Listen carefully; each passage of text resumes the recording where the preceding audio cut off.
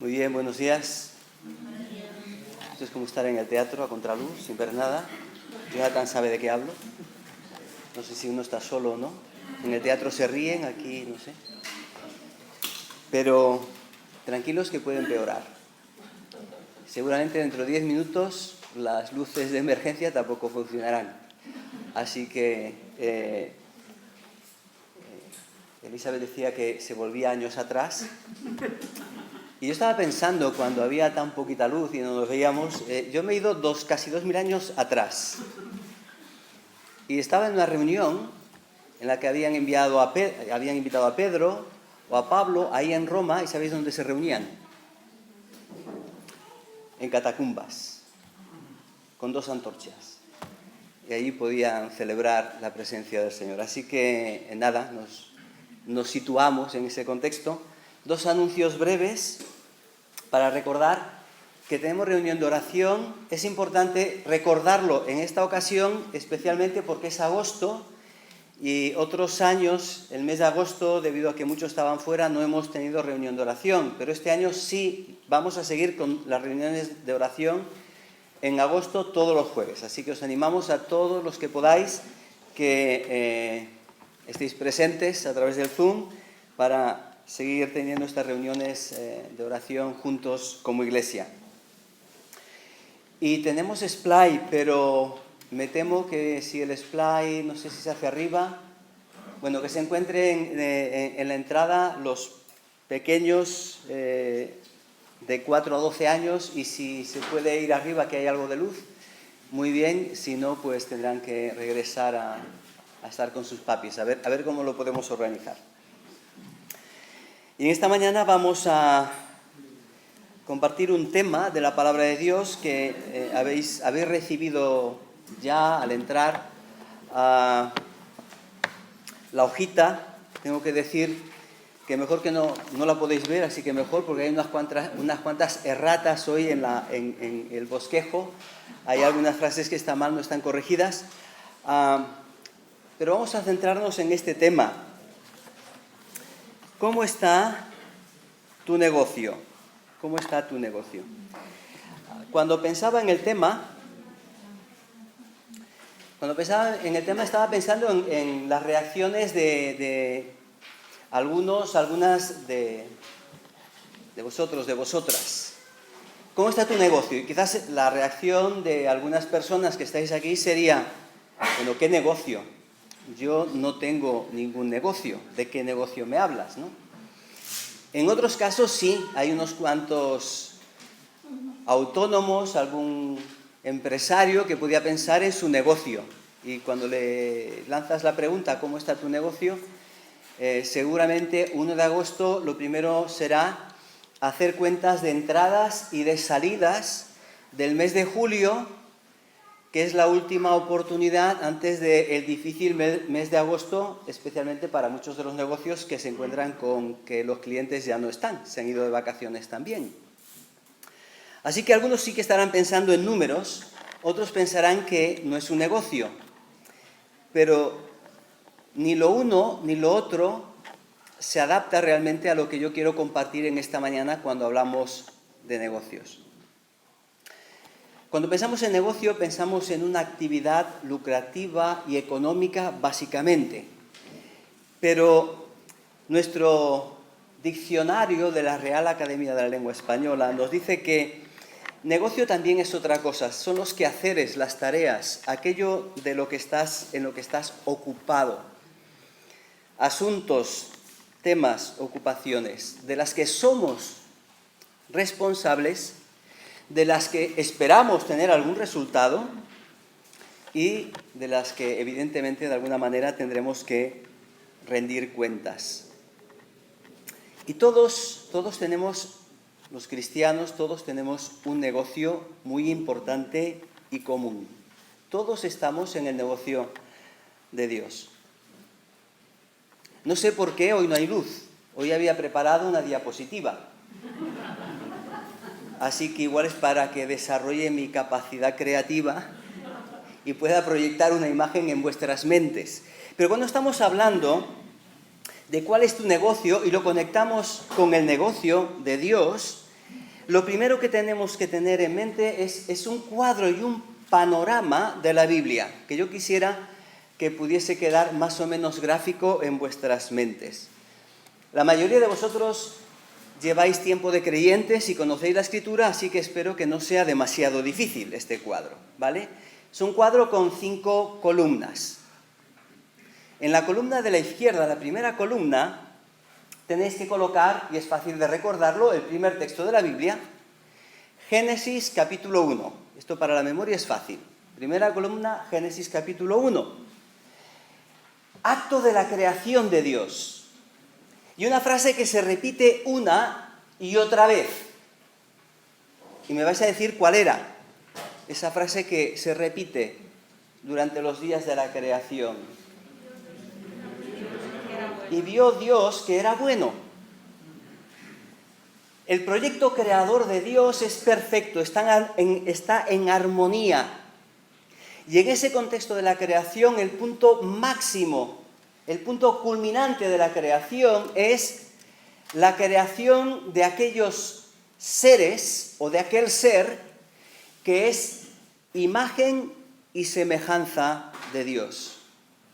Y creó Dios al ser humano. Lo creó varón y hembra. ¿Y qué dice Génesis? Vamos a ir al texto.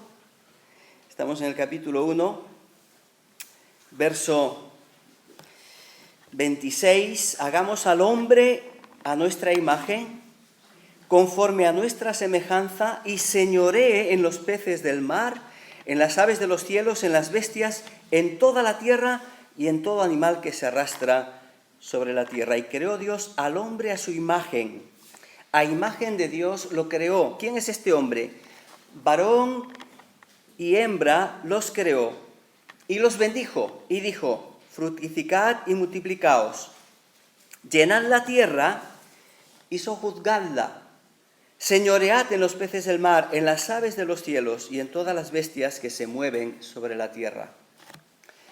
Quiero resumir toda esta imagen en una palabra. Dios crea al ser humano, hombre y mujer, Génesis 1, hombre y mujer, como sus representantes y administradores en un mundo perfecto. ¿Estamos en ese mundo? No. Segunda columna, Génesis capítulo 3. Y al lado de Génesis capítulo 3, pues toda la historia y la trayectoria del Antiguo Testamento. ¿Qué encontramos en Génesis capítulo 3? El origen de nuestra realidad actual. La caída del ser humano, del hombre y de la mujer en el pecado. Su separación de Dios.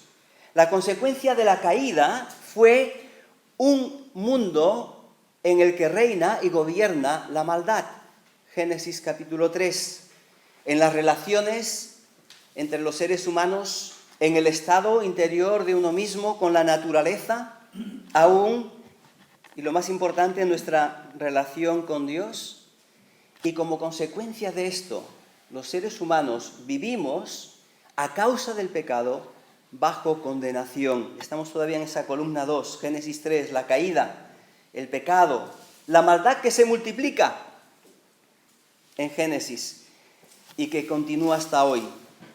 Pero también encontramos en este Antiguo Testamento la promesa ya en Génesis 3. Dios dice en el entorno de la caída y dirigiéndose a Eva, a la mujer: y pondré enemistad entre ti y la mujer, a la serpiente está dirigiéndose, y pondré enemistad entre ti y la mujer, entre tu simiente y la simiente suya. Esta, la simiente de la mujer, te herirá en la cabeza y tú la herirás en el calcañar. Dios está prometiendo ya en Génesis 3 una solución para el problema de la caída del ser humano, para el problema del pecado, para el problema de la condenación. Y lanza la promesa: de la simiente de la mujer nacerá alguien que enfrentará el pecado, la maldad y al diablo. Y este proyecto de Dios, de liberación, de redención, se anticipa en el Antiguo Testamento en toda la historia de Israel, que es un dibujo, es un cuadro de la obra que vendría a realizar Jesús.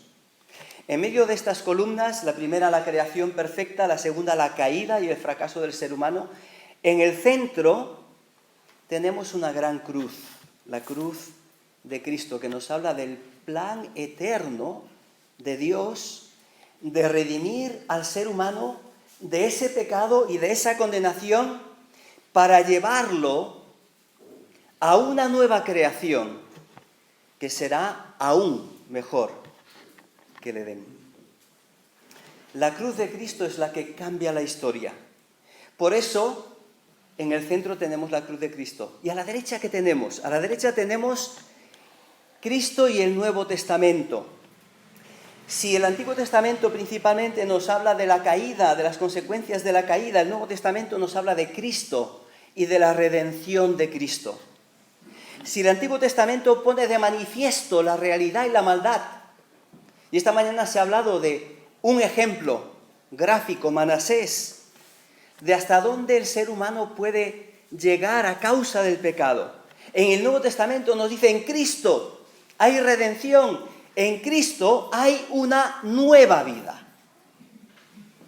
ya no dominada por el pecado. Si el pecado trae condenación, el Evangelio de Jesús trae salvación.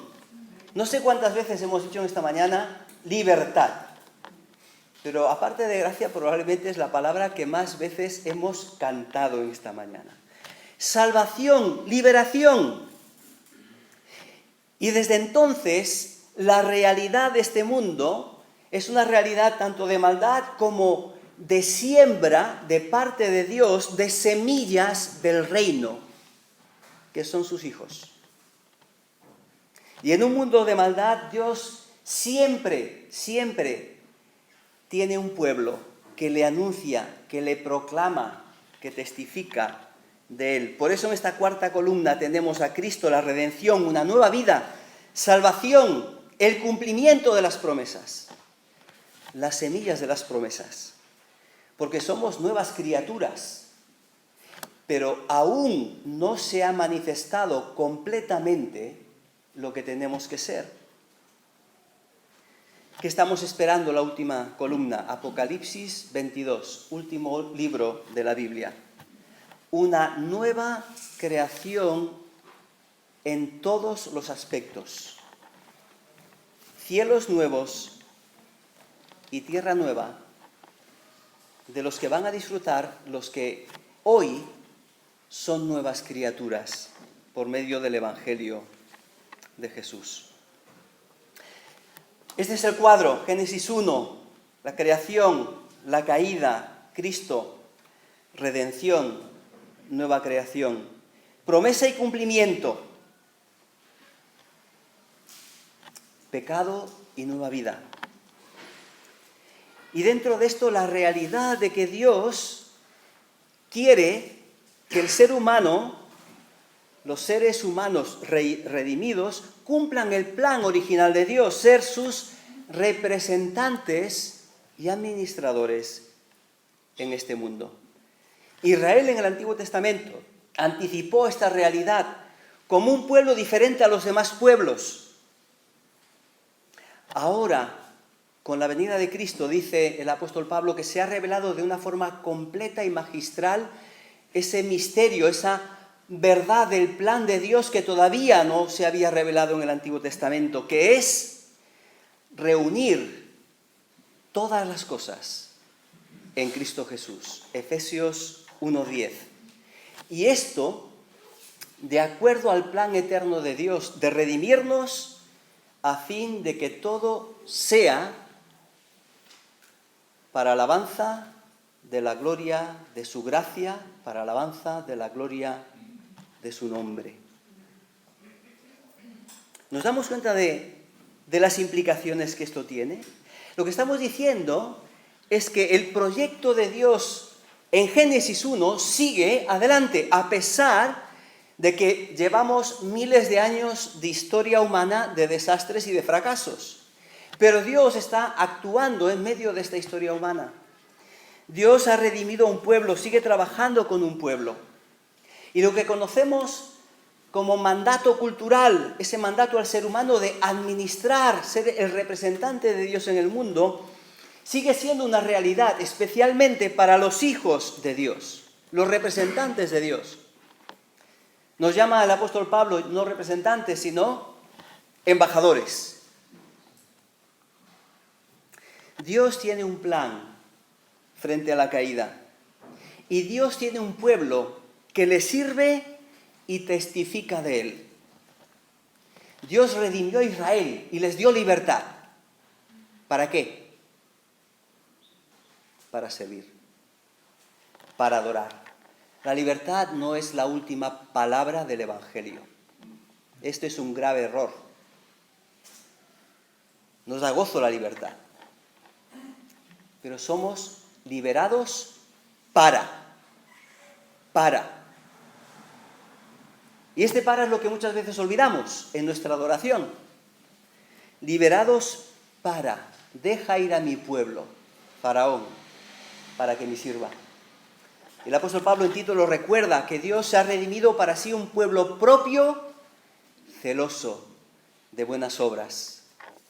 Obras que testifican de nuestro Padre, obras que testifican de nuestro Dios. Por lo tanto, estar en el negocio de Dios es el proyecto de Dios para el ser humano desde el principio. Dios creó el mundo y nos creó a nosotros como administradores y sus representantes, con la responsabilidad de depender de Dios y de rendir cuentas a Dios. Responsables ante Dios, de acuerdo a su carácter, de acuerdo a quién es Él. Responsables también ante los demás. La responsabilidad en la administración es algo normal y común. Somos hoy responsables delante de nuestros jefes, empleadores, delante de las juntas de gobierno de las que podamos formar parte. Y por eso con la necesidad de rendir cuentas. Estamos todos en el negocio de Dios, que es ser sus representantes en el mundo. Hay algunas claves importantes en este negocio. Básicamente las voy a enumerar y dejar las ideas nada más. Si tú quieres tener éxito en tu negocio, en primer lugar, lo mejor que puedes hacer es conocer bien al jefe, ¿no? Si no lo conoces, vas a tener dificultades y problemas, vas a hacer otras cosas. Conoce bien a tu jefe. Tienes que conocer lo que hay en el corazón de Dios. ¿Cuáles son sus planes? ¿Cuáles son sus propósitos? ¿Cuáles son sus deseos? ¿Cuáles son las metas de Dios? ¿Qué hay en el corazón de Dios? Y definimos a este Dios, el Dios de la Biblia, como un Dios que ama. Es el Dios que ama, ese es el corazón de Dios. Es el Dios que restaura. Ese es el corazón de Dios. Es el Dios pródigo. Y con esta palabra tenemos que clarificar algunas cosas, ¿no? Porque a veces los pródigos son los que se van de casa, pero la palabra pródigo tiene otro sentido muy importante. Es el de bondad y generosidad desmedida, ser desprendido. Y no hay nadie más pródigo, generoso, bondadoso, desprendido que nuestro Dios. Tenemos que conocer al jefe, conocer su corazón, su pasión. Tenemos que conocer el negocio del jefe, en qué consiste. Y Dios nos ha revelado su plan en la Biblia. Si yo pregunto, ¿cuál es el plan y el propósito de Dios? Y no voy a pedir respuestas en voz alta. Solo voy a preguntar, ¿lo conoces? ¿Podrías definir cuál es el plan de Dios? Porque si lo desconocemos, no es porque Dios no lo haya revelado, sino por nuestra falta de interés en conocerlo. Porque desde Génesis 1 hasta Apocalipsis 22, Dios nos habla de cuál es su plan, qué hay en su corazón. La economía de Dios, el plan de Dios, el propósito de Dios se revela en un corazón que busca la redención del perdido y la gloria de su propio nombre. Sí, podemos hablar de negocio porque podemos hablar de la economía de Dios. Y de nuevo la palabra economía la reducimos en muchas ocasiones a la cuestión monetaria de dinero. Pero economía tiene que ver mucho con la gestión completa, no solo del dinero, la gestión de todos los recursos. En el Nuevo Testamento la palabra se traduce como economía, dispensación, os sonará también, o administración. Es la forma en que Dios gestiona su plan desde Génesis 1 hasta Apocalipsis 22. Y el negocio de Dios hoy es redimir a los perdidos. ¿Para qué? Para transformar a cada perdido en una persona recreada a la imagen de Cristo Jesús. Fijaos si esto es un tema básico y vital que el apóstol Pablo, cuando escribe a los Gálatas, les dice lo siguiente. Voy a buscar la imagen porque me parece que ilustra bien lo que quiero compartir.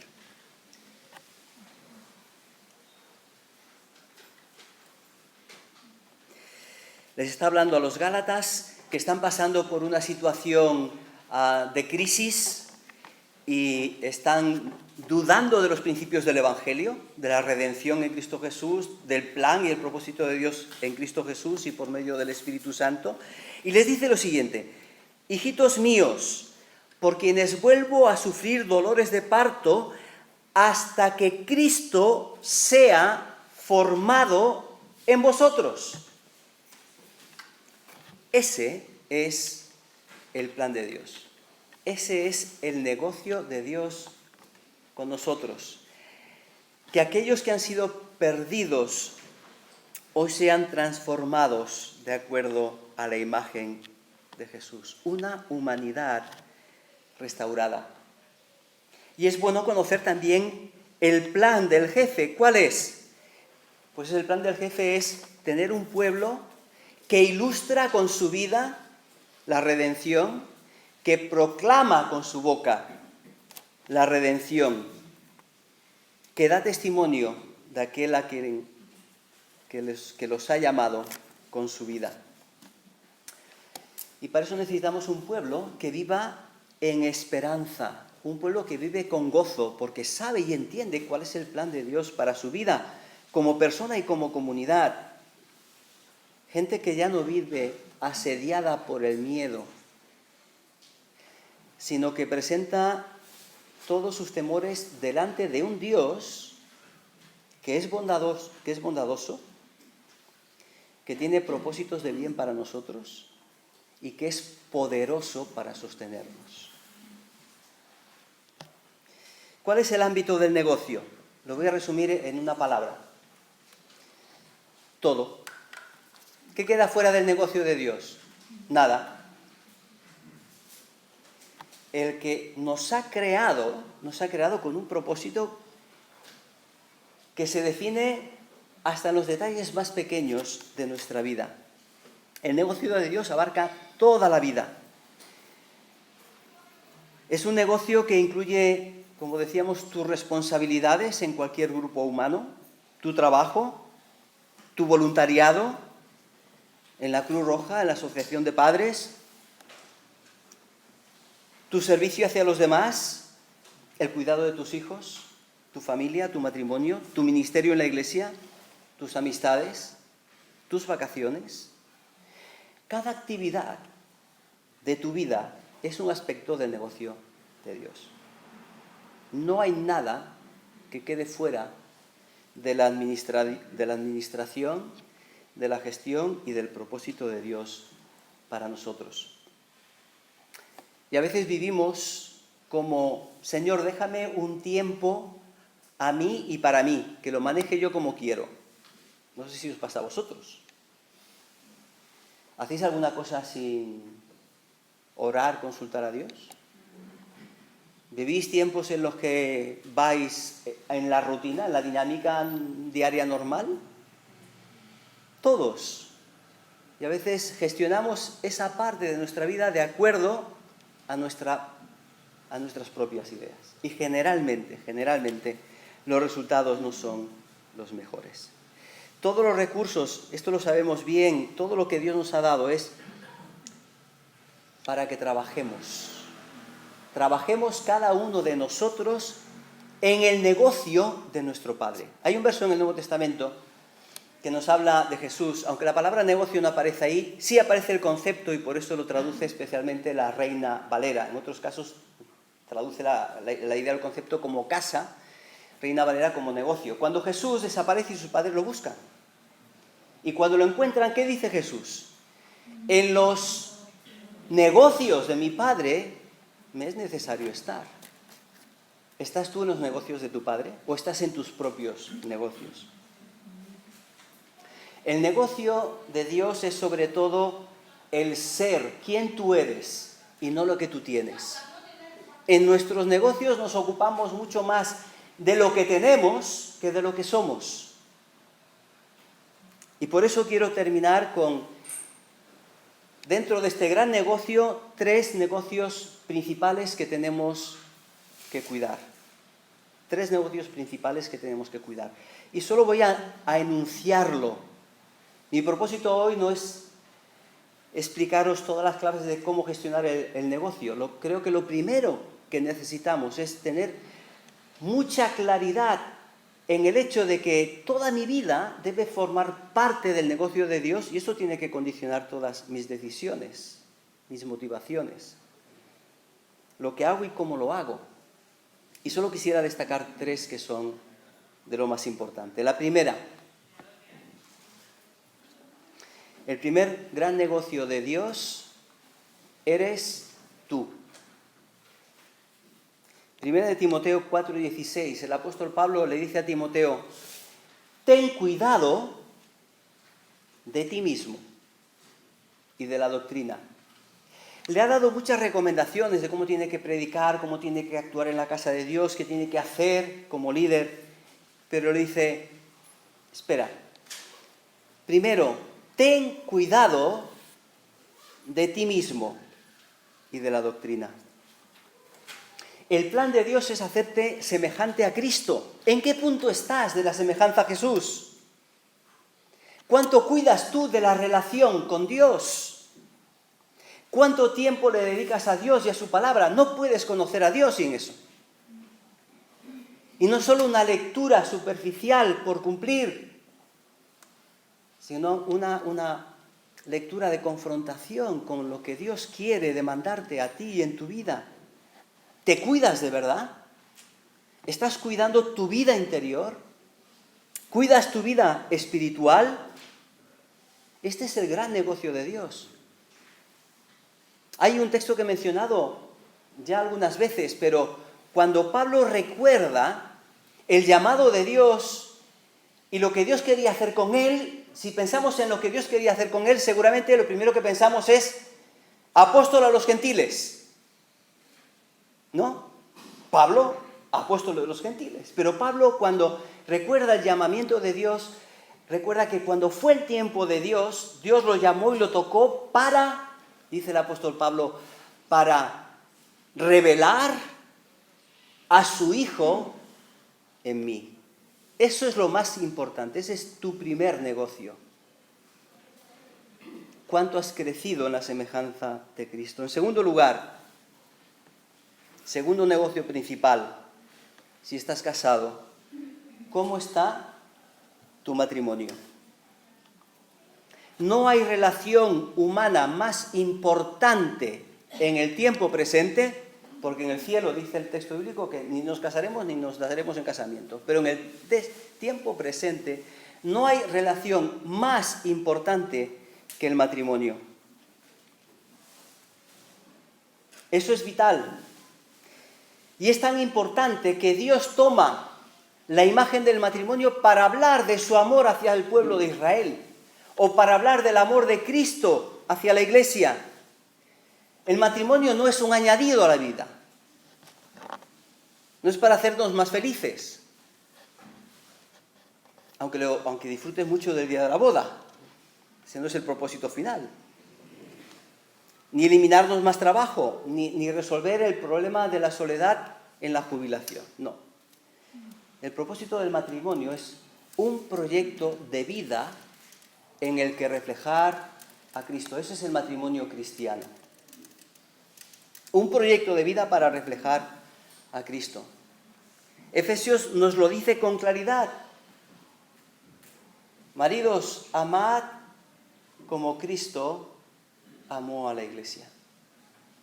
El amor, el respeto, el apoyo entre el hombre y la mujer debería ser en esta sociedad un reflejo evidente del carácter de Dios y del amor de Dios hacia su pueblo.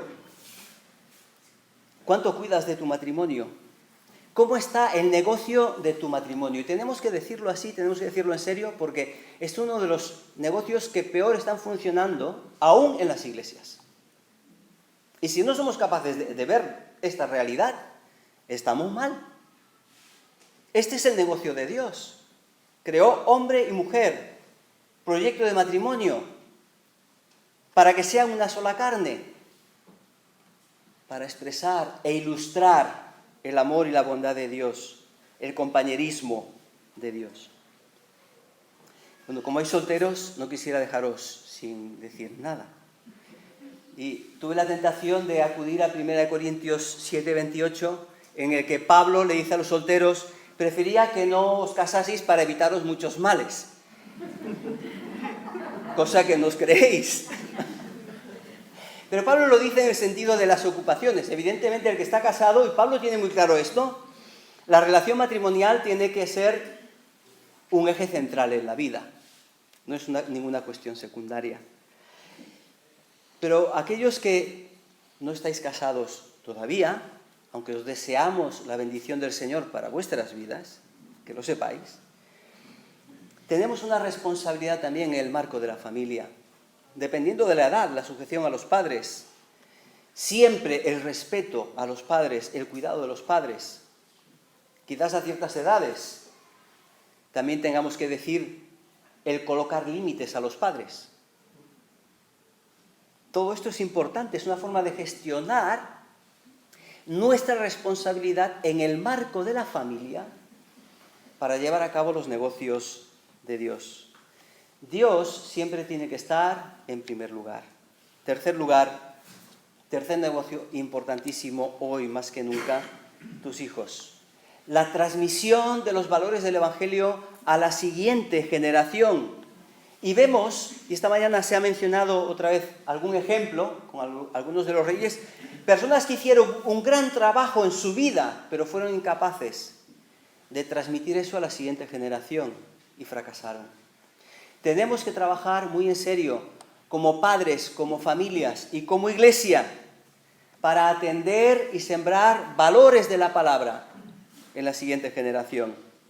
Negocio clave para Dios. Son nuestros hijos, son nuestros pequeños.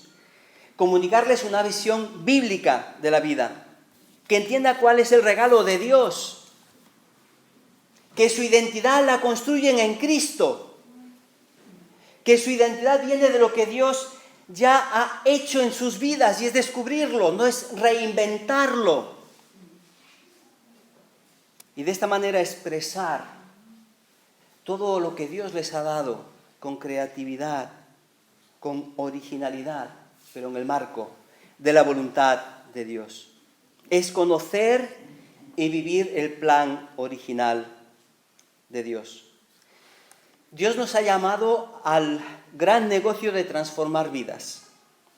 Y en primer lugar, nuestra vida, nuestra propia vida.